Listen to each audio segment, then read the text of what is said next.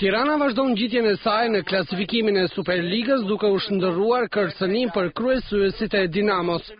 Bardheblut kanë regjistruar fitoren e dytë radhës i këtë herë 1-0 ndaj Kastriotit, triumf ky që i ngjit kryeqytetasit përkohësisht në vendin e dytë në klasifikim. Protagonisti i fitores së Tiranës ishte i riu Hajdari, i cili është dhe autori i golit të vetëm të ndeshjes. Ky është goli i dytë i Hajdarit pas atij të shënuar në portën e Apollonis në fundjavë, duke plotësuar kështu mungesat e golave nga reparti sulmit. Apollonia ka humbur të tjera pikë duke vazhduar rënjën në javët e fundit. Fierakët ka barazuar 1-1 në Loni Papuqiu me Skënderbeun.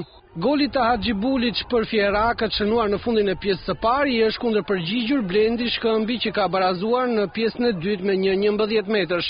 Ndërkohë goli i Balës në minutën e 88 ka shmangur humbjen e Vllaznis në Loro Boriçi përballë Flamurtarit, ndeshje që përfundoi në barazim 2-2.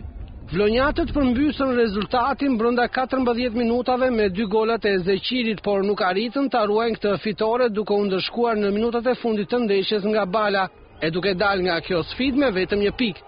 Java e 17 e Superligës do të mbyllet me 3 sfida që do të luajnë të njëjtën: Besa Gramozi, Teuta Shkumbini dhe Dinamo Laçi.